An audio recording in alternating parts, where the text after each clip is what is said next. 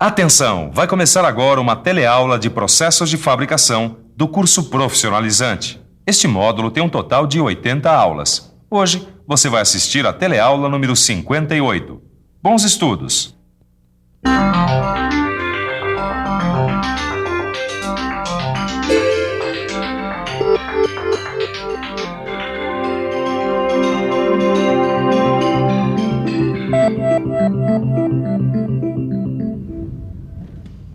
Bom dia.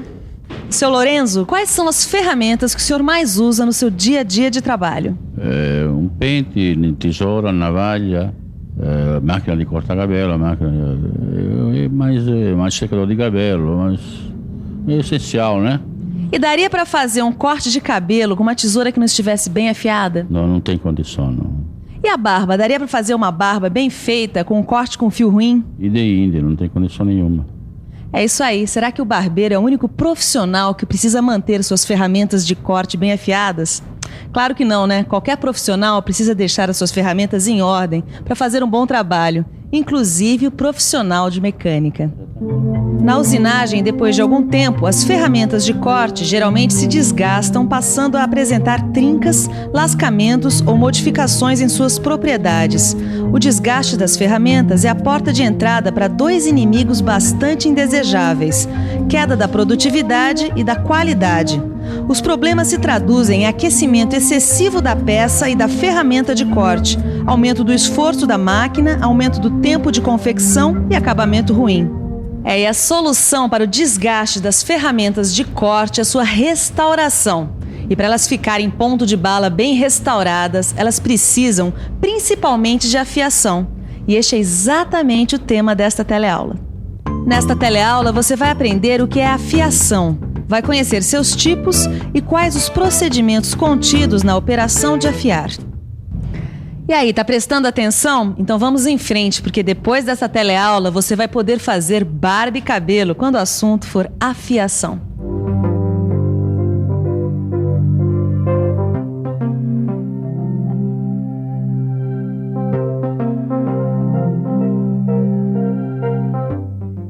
Para não perder tempo e manter as ferramentas de corte sempre afiadas, as grandes indústrias geralmente têm um setor de afiação de ferramentas.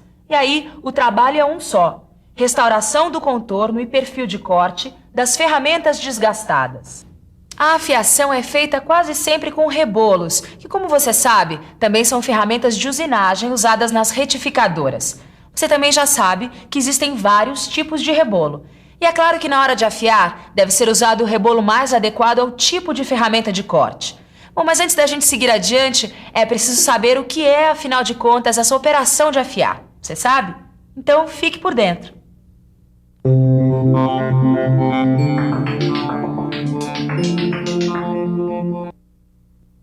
O que é afiação? Muito bem. Afiar é dar forma e perfilar arestas de ferramentas de corte novas que acabaram de ser feitas.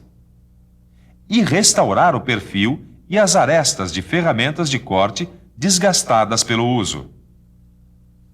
Muito bem, Caio. Agora que a gente já aprendeu o que é afiação e em que tipo de superfície ela deve ser feita, eu quero que você me responda o seguinte: com relação à aresta de corte, qual a diferença entre uma ferramenta de torno e esta fresa aqui? Essa é fácil, Silva. A ferramenta de corte do torno tem apenas uma aresta cortante. E a ferramenta da fresa tem várias arestas cortantes. Peraí, Silva.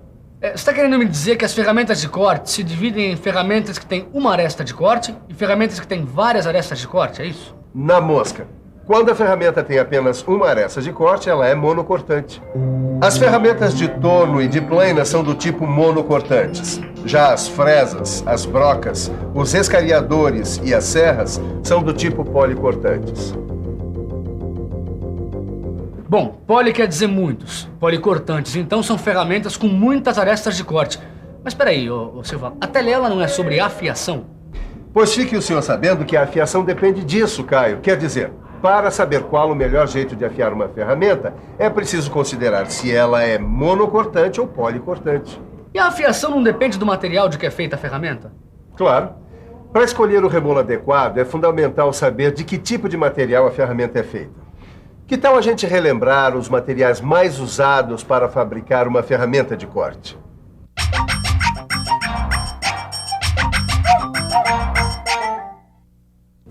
Tem o aço carbono, com baixa resistência ao desgaste e que perde rapidamente o poder de corte. O aço rápido, com boa resistência ao calor e ao desgaste. O metal duro, que é adequado para trabalhos em alta velocidade.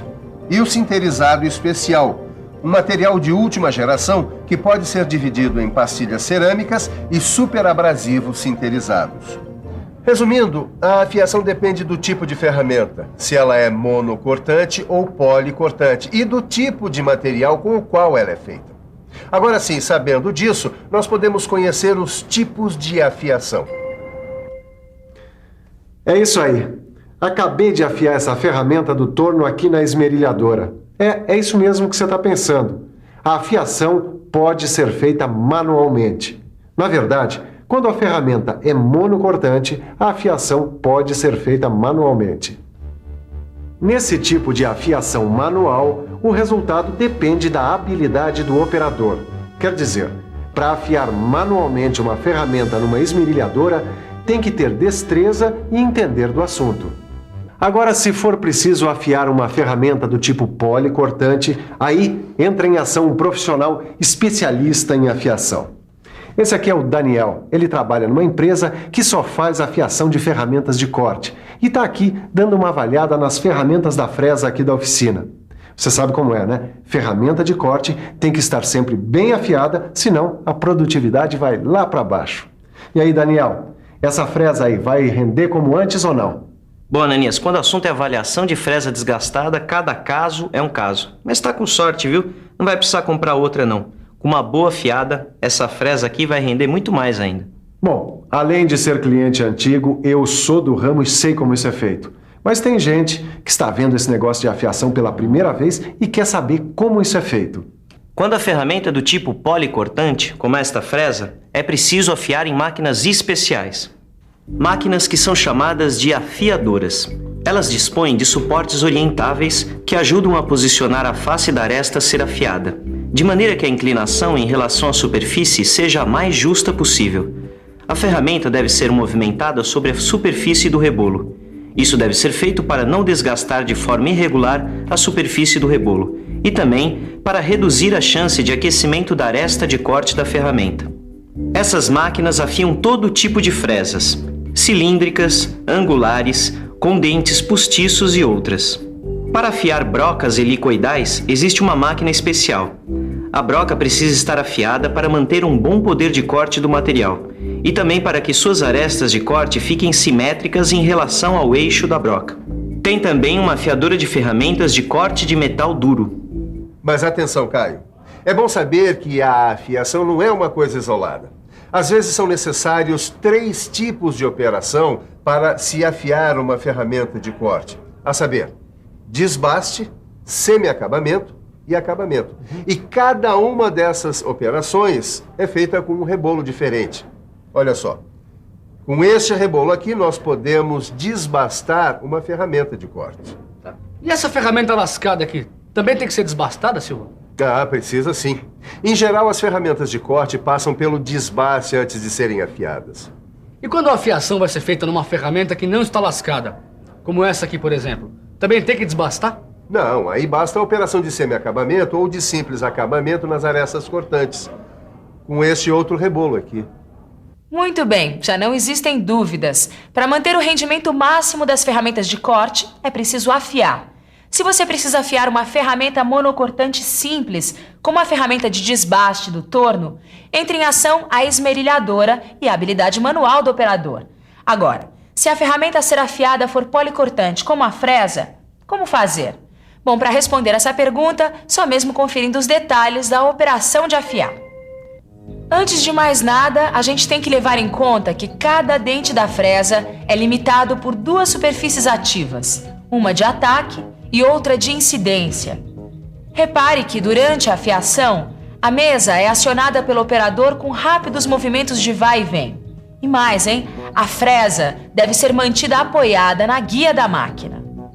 Bom, eu não sou um especialista em afiação, mas pelo que eu sei, o processo de afiação varia de acordo com o tipo de dente da fresa, não é isso? Exatamente, Aranias. Mesmo com todas essas variações, os procedimentos para afiação de fresa são quase sempre os mesmos. Vamos ver quais são esses procedimentos? O primeiro deles é a fixação da fresa na afiadora. Normalmente, as fresas com haste são fixadas entre pontas, o que permite obter uma concentricidade perfeita. Repare que o eixo da fresa deve estar em posição paralela à mesa. No caso da fresa de topo, a fixação é feita com a ajuda de um cabeçote porta-fresa inclinado, com ângulo de incidência de aproximadamente 6 graus. Um jogo de adaptadores permite a fixação das diversas hastes cônicas. As fresas com furo roscado são atarrachadas num mandril, que pode ser mantido entre pontas ou mesmo montado sobre o cabeçote porta-fresa.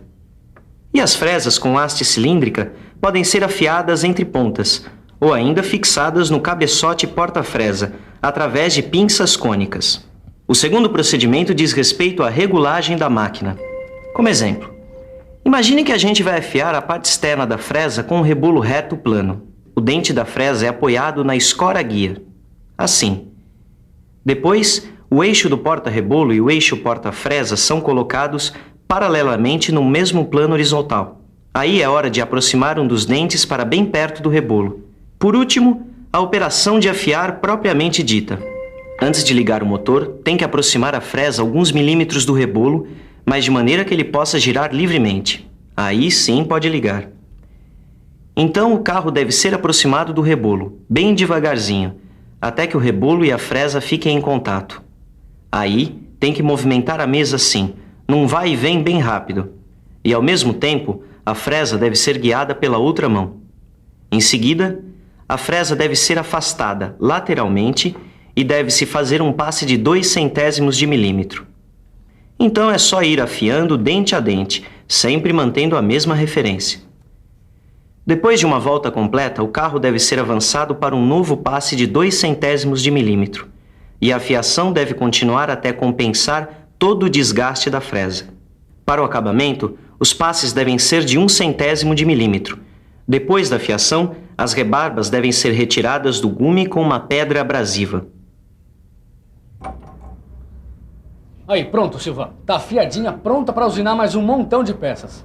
Que está afiado eu sei, Caio. O que eu quero saber é se você está afiado nesse assunto. Bom, eu acho que sim, né? Mas para garantir, que tal a gente fazer uma boa revisão? E atenção, se liga aí que é a hora da revisão. Na teleaula de hoje, você aprendeu o que é afiação e viu que ela depende do tipo de ferramenta, se monocortante ou policortante, e também do tipo de material usado na fabricação da ferramenta.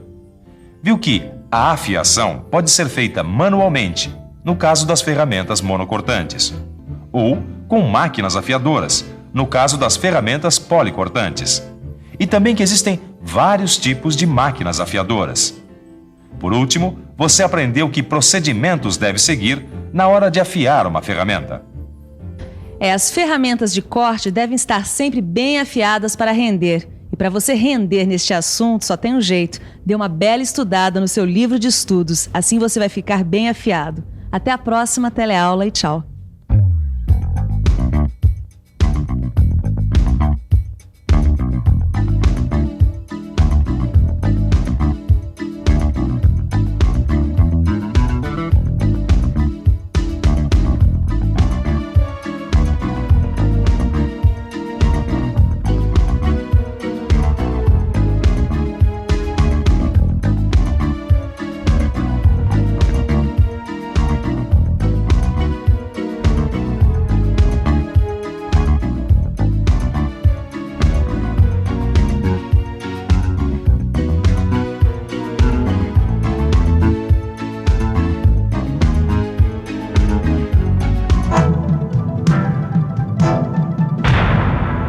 Telecurso 2000, um programa de educação do Sistema Fiesp e da Fundação Roberto Marinho.